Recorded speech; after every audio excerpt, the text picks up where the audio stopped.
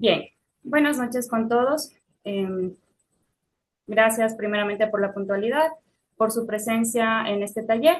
La mayoría de ustedes me conocen, pero me presento. Mi nombre es Elizabeth Ramírez. Estoy estudiando en la Universidad Técnica Particular de Loja y estoy cursando el cuarto semestre de la carrera de Derecho y este es el proyecto de vinculación de la materia Practicum 1.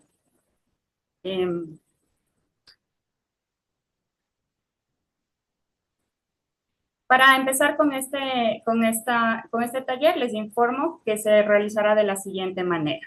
Vamos a presentar tres grupos de diapositivas, en la cual en la primera parte vamos a ver tres derechos importantes de los niños. En las segundas diapositivas hablaremos de de los riesgos de lo que es el sharenting y en la tercera diapositiva analizaremos de manera breve una sentencia de un caso que ocurrió hace 3 años en la ciudad de Colombia.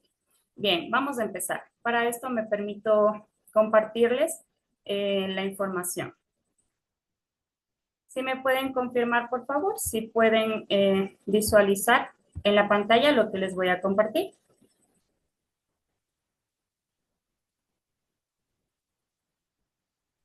¿Sí Sí, se ya puede se ver? puede ver. Sí. Muy amable, gracias.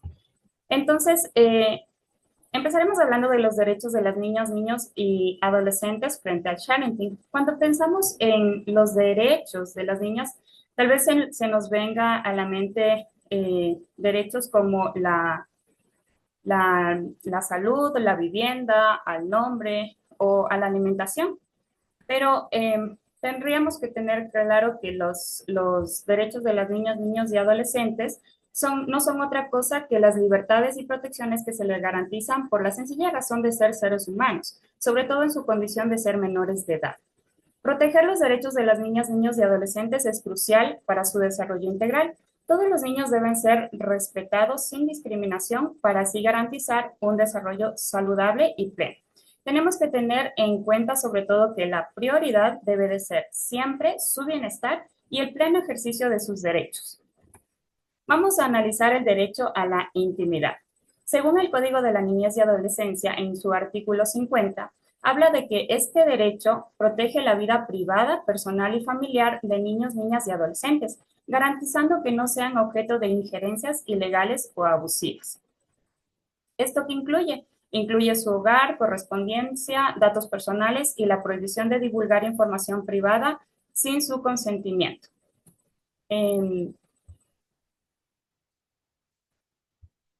En el caso de la importancia del derecho a la intimidad, es determinante para el desarrollo de los niños, niñas y adolescentes, ya que les permite crear un espacio personal y seguro donde pueden expresar su personalidad, desarrollar su identidad y expresar el mundo sin sentirse constantemente expuestos o juzgados. Hay que tener en cuenta que esto les permitirá formar relaciones saludables en su vida. Y con esto podemos analizar que no es simplemente de proteger derechos tan tradicionales como los que habíamos nombrado al inicio, sino este tipo de derechos. Vamos a ver unos ejemplos donde se evidencia esto, ¿no? Por ejemplo, en el caso de la publicación de fotos de niños, niñas y adolescentes sin su consentimiento. Pero como vemos en la imagen, ¿cómo podría un bebé dar el consentimiento para que puedan publicar este tipo de fotografías? Pues es ahí donde entra la ética, la moral y sobre todo el criterio de los padres. Además, en segundo lugar, tenemos la divulgación de información personal de niños, niñas y adolescentes en estados de WhatsApp, por ejemplo, publicación y redes sociales. También tenemos el uso de imágenes o nombres de niños, niñas y adolescentes en publicidad sin autorización. Bueno, esto sería más para fines de lucro, ¿no? Las medidas de protección y de prevención. Los padres debemos educar sobre sus derechos a nuestros hijos. También debemos establecer límites claros en el uso de Internet y redes sociales y garantizar la privacidad de sus datos personales. Es muy importante que nosotros como padres y cuidadores estemos atentos a la información que ellos comparten y sobre todo asegurarnos de que ellos conozcan las configuraciones de privacidad de estos dispositivos, plataformas, redes sociales y enseñarles cómo proteger su privacidad en línea. En segundo lugar, hablaremos del derecho a la imagen. El Código de la Niñez y Adolescencia, en su artículo 52, habla de que este derecho es el que tiene un niño, niña o adolescente a la protección de su imagen, identidad y dignidad. ¿Qué significa esto? Que su imagen no puede ser utilizada sin su consentimiento, ni difundida de forma que afecte su dignidad o privacidad. ¿Cómo afecta esto a su integridad? Bueno, la difusión de la imagen de menores de edad puede afectar su integridad y su desarrollo de la personalidad de diversas maneras, especialmente en la era digital. La exposición constante a imágenes y contenidos que pueden ser perjudiciales, sobre todo en los adolescentes. Por ejemplo, ellos se crean modelos de belleza irrealistas o situaciones que los ponen en riesgo. Puede generar problemas de autoestima, ansiedad, depresión y trastornos alimenticios. Así es que hay que tener mucho cuidado con esto. ¿Cuáles son los riesgos? La publicación de imágenes en Internet puede abrir la puerta a fraudes, suplantación de identidad, robo de datos y existen casos donde acosadores usaron fotografías de niños para manipular su imagen, sustituir su cara y ponerla en el cuerpo de otra persona. ¿Cuáles son las estrategias de protección? Es fundamental evitar la exposición innecesaria de imágenes de menores, enseñarles a respetar su propia imagen y la de los demás y promover un uso responsable de las redes sociales. Además, hay que informar a los padres y tutores sobre la importancia de este derecho y las posibles consecuencias de compartir imágenes de los niños sin su consentimiento. Hay que enseñarles a nuestros hijos entre lo íntimo personal, lo privado para algunos y lo público para todos. En tercer lugar, analizaremos el artículo 53 del Código de la Niñez y Adolescencia que habla del derecho al honor. Este es un derecho fundamental reconocido para todas las personas. Esto obviamente incluye a los niños, a los menores de edad. Este derecho protege la reputación y la buena fama de una persona, previniendo así los ataques ilegales a su honra. ¿Cuál es el impacto del daño? Pues el daño al honor en los niños y adolescentes a menudo es causado por acoso escolar, comentarios crueles o violencia. Puede tener un impacto significativo en su autoestima y desarrollo emocional, afectando su bienestar psicológico, relaciones sociales y rendimiento escolar. Para nadie es un secreto que hoy en día los jóvenes, debido al acoso escolar, en muchas ocasiones los ha llevado incluso al suicidio. Entre las prácticas más frecuentes en la vulneración del derecho al honor de los menores cabe incluir mensajes, dibujos, fotografías, expresiones divulgadas en redes sociales, correos electrónicos que menoscaban su dignidad como persona. ¿Cuáles son las medidas legales? Aquí en el Ecuador, el derecho al honor de los niños está protegido legalmente a través de varios mecanismos, incluyendo el Código de la Niñez y Adolescencia, la Convención sobre los Derechos del Niño y la Ley de Comunicación Audiovisual. Por ejemplo, el Código de la Niñez y Adolescencia establece medidas para proteger la intimidad y la reputación de los menores. La Ley de Comunicación Audiovisual exige que los medios de comunicación respeten la honra y reputación de las personas, incluyendo los niños. Y la Convención sobre los Derechos del Niño también establece la protección de los niños contra injerencias arbitrarias en su vida privada, familia, domicilio o correspondencia. Entonces nos preguntamos, ¿cuáles son los deberes y obligaciones de los padres frente a los derechos de los menores en la red? La obligación, está claro, es compartida, no solamente es de los padres, sino también de la sociedad. ¿Por qué de la sociedad? Porque mediante ella buscamos educar a los padres o responsabilizarlos de los riesgos, sobre todo, que implicaría el publicar este tipo de contenido, como ya lo hemos analizado. Además que la sociedad se encargaría de implementar políticas para proteger la privacidad de los menores en Internet.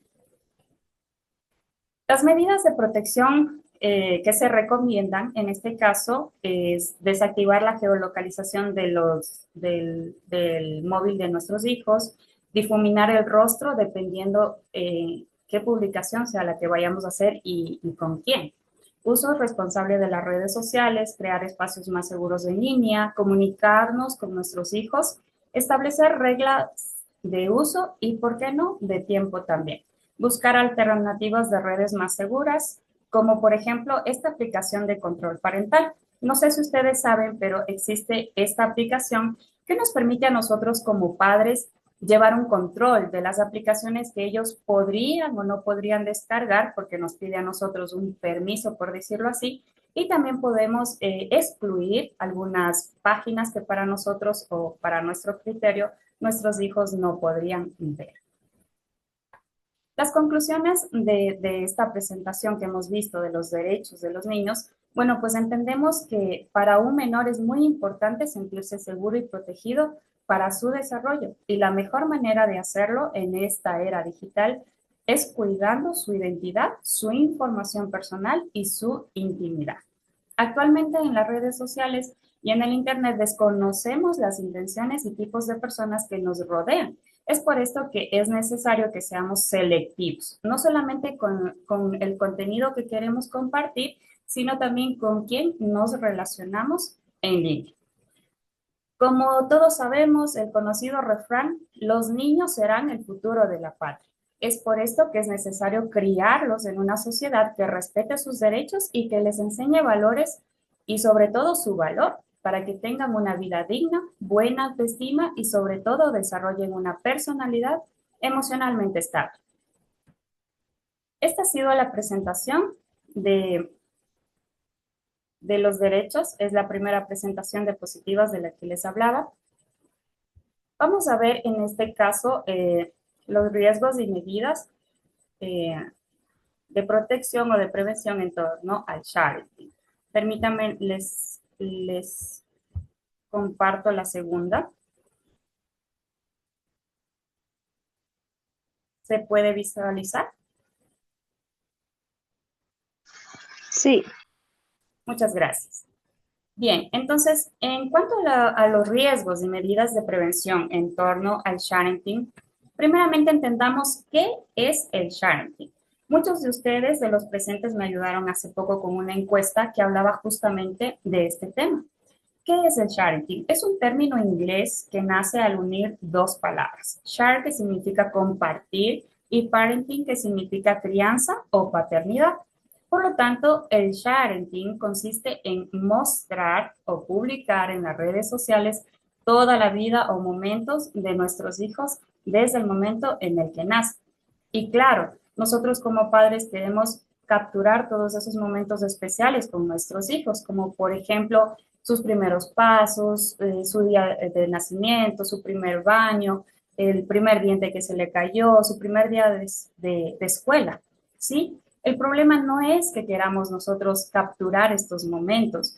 ¿Por qué? Porque son recuerdos especiales que en su momento nosotros podremos compartir incluso con nuestros hijos, ¿verdad? Lo malo es que nosotros queramos hacer público este tipo de información o de detalles importantes. ¿Por qué? Porque es peligroso, porque se crea una identidad digital. ¿Qué quiere decir? La identidad digital es la representación de quiénes somos en Internet. La identidad digital se va construyendo en base a nuestras publicaciones y del aparente inofensivo deseo de algunos padres de documentar todo. Y como ya dijimos, no es lo malo el documentar, lo malo es exponerlo en redes sociales y sobre todo cuando son muy públicas.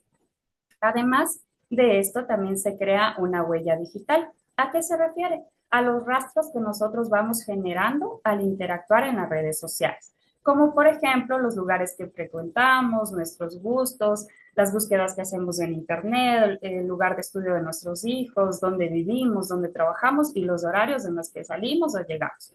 Entonces, es peligroso. ¿Por qué? ¿Cuáles son los riesgos del sharing?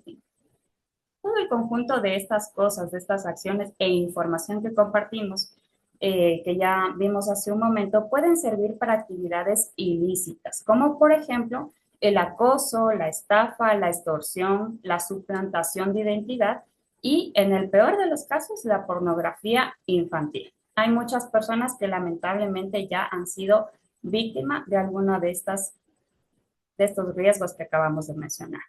¿Cuáles son las medidas de prevención? Pues en primer lugar, compartir información solo con personas de su confianza. No sé si ustedes se han fijado que en el momento que uno quiere compartir alguna publicación, un video, una fotografía en el WhatsApp, por decirlo, hay una parte de la configuración de esta que nos permite seleccionar con quién queremos compartir o con quién no queremos compartir esta información. Es importante que vayamos conociendo, como dice el punto 2, verificar la privacidad de las redes o cuál es la configuración para que podamos usarlas de una manera que cuide la integridad de nuestros hijos. El tercer punto habla también de publicar fotografías que no dañen su autoestima. En algún momento van a crecer, van a ver las publicaciones y esto en muchas ocasiones ha generado que sean víctimas de acoso escolar o de bullying. En cuarto lugar, tenemos no publicar fotos de nuestros hijos en ningún estado de desnudez, leer detenidamente las políticas del sitio web, tener conciencia que al subir fotos íntimas de nuestros hijos, estas pueden ser usadas para fines desagradables, lastimosamente. Y por último, reflexionar en los efectos que pueden ocasionar a futuro dichas publicaciones, como ya lo habíamos mencionado antes. Esta fue de manera breve la explicación de lo que es el sharing, ¿sí? Me gustaría compartirles el último grupo de diapositivas donde vamos a analizar de manera breve la sentencia que ocurrió hace 3 años, como les había indicado. Les voy a compartir las últimas también, por favor, para que me confirmen si se puede visualizar.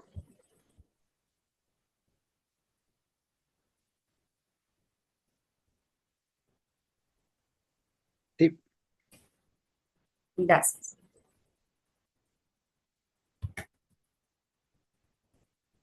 Muy bien.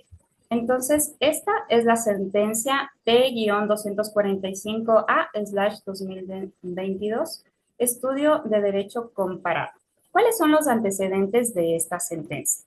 La sala adoptó como medida de protección a la intimidad del hijo del accionante reemplazar los datos que permiten su identificación y la de sus padres usando las iniciales en mayúsculas, las iniciales de sus nombres. Esta sentencia que vamos a analizar habla de una acción de tutela. Lark, que es el padre de Mark, presenta una acción de tutela contra JRR, madre del niño, ante la Corte Constitucional Colombiana. El padre alega que la madre vulnera los derechos a la intimidad, buen nombre, libre desarrollo de la personalidad y prevalencia de los derechos del niño de 10 años de edad. ¿Cuál es el motivo? La madre publicaba fotos, videos de su hijo en redes sociales, las mismas que al parecer estaban asociadas a su cuenta de OnlyFans, en la cual ella crea contenido para adultos. JRR, que es la madre del menor, hacía mención en sus publicaciones en sus otras redes que ella tenía cuenta en OnlyFans. Entonces, estos seguidores que eran de OnlyFans iban hacia sus otras redes sociales donde ella compartía fotos con su hijo y en muchas ocasiones hacían comentarios ofensivos y hasta morbosos, viéndose afectada obviamente la integridad del menor, que también aparecía en dichas publicaciones con su madre. ¿Cuál fue la respuesta a esta acción de tutela de JRR, que era la madre del menor? Ella expuso que la solicitud de tutela en su contra resulta discriminatoria, ya que la actividad que ella realiza no afecta el amor, el cariño, el respeto que ella siente por su hijo y que en sus otras redes sociales siempre se basaba bajo las políticas de seguridad para así poder realizar sus publicaciones y que obviamente no dañaran al menor. ¿Cuáles son los derechos analizados en esta sentencia? Como primero, analizamos el derecho a la imagen.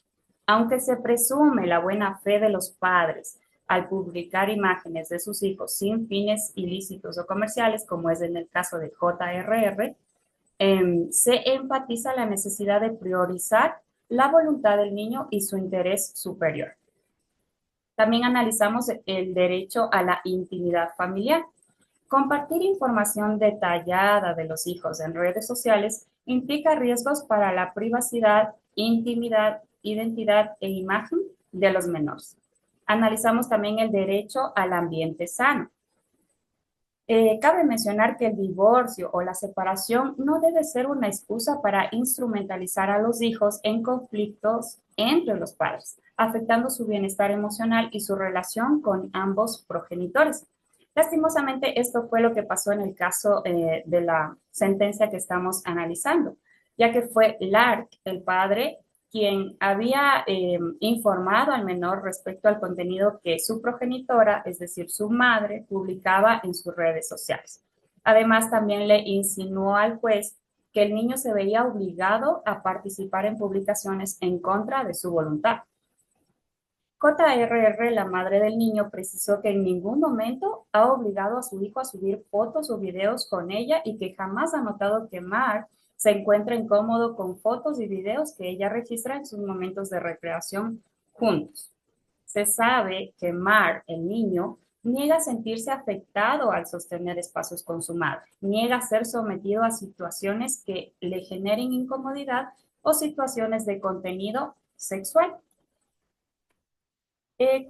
¿Cuáles son las pretensiones de las partes en esta sentencia? Bueno, el accionante, que viene a ser el padre, Lark, el padre del niño, pretende que sean amparados los derechos fundamentales de su hijo y en consecuencia se ordene a la accionada que retire y elimine de sus redes sociales o plataformas digitales cualquier imagen, video o contenido en el que se observe o se mencione al niño y que no vuelva a subir a sus redes sociales contenido en el que aparezca el niño mientras éstas continúen siendo completamente públicas. Por su parte, la accionada, es decir, JRR, la madre del niño, le solicitó al juez que despache desfavorablemente todas las peticiones realizadas por parte de su expareja, ya que carece de prueba conducente y directa que demuestre que el niño haya manifestado alguna vez estar inconforme con aparecer en sus redes sociales. Ella expuso que la solicitud de tutela en su contra resulta discriminatoria, como ya lo habíamos mencionado, pues el hecho de que ella dedique a vender contenido erótico en la plataforma de OnlyFans en nada afecta a la imagen e intimidad del niño, considerando que las fotos que ella sube en su compañía solo demuestran el amor y el cariño que toda madre siente por su hijo. ¿Cuál fue la decisión entonces del juez?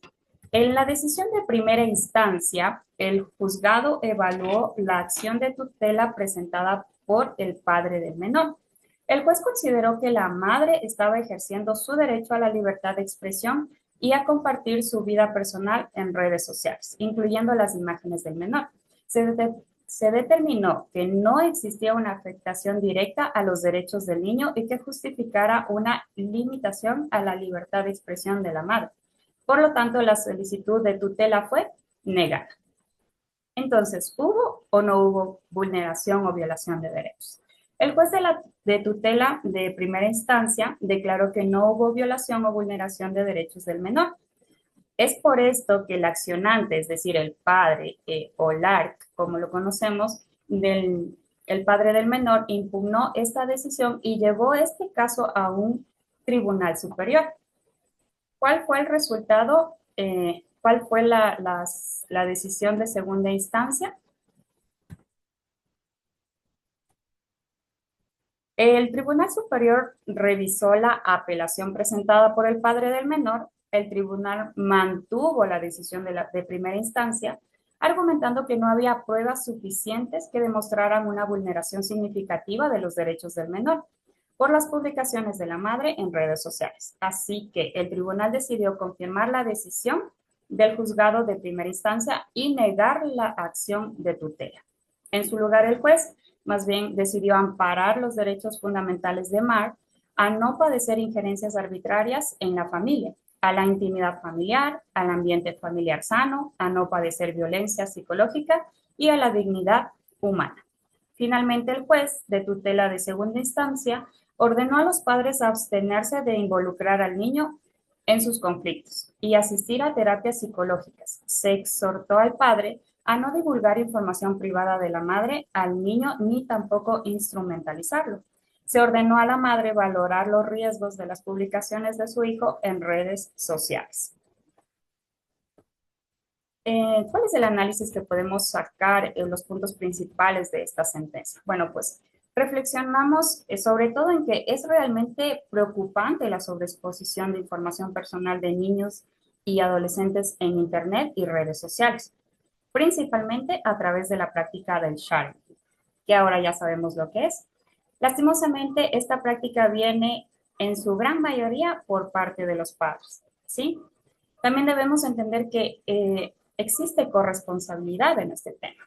Debemos entender que tener en cuenta que la protección de los datos de los menores es un deber tripartito. Es el deber del Estado, es el deber de la sociedad y fundamentalmente es el deber de la familia. Es necesario que los padres comprendan los riesgos de compartir información personal de sus hijos en línea y promuevan una cultura digital responsable para salvaguardar el bienestar y el desarrollo integral de los niños y adolescentes. ¿Cuál es el peligro? El riesgo es que los expongamos a pornografía infantil, como ya lo habíamos visto también, a ciberacoso, el morphing, que es la manipulación de imágenes, el grooming y la suplantación de identidad. Con esto hemos terminado el análisis de la sentencia. Me permito dejar de compartir las diapositivas para pasar a preguntarles si de pronto tienen alguna pregunta, alguna duda o algún comentario acerca de esta información que acaban de recibir.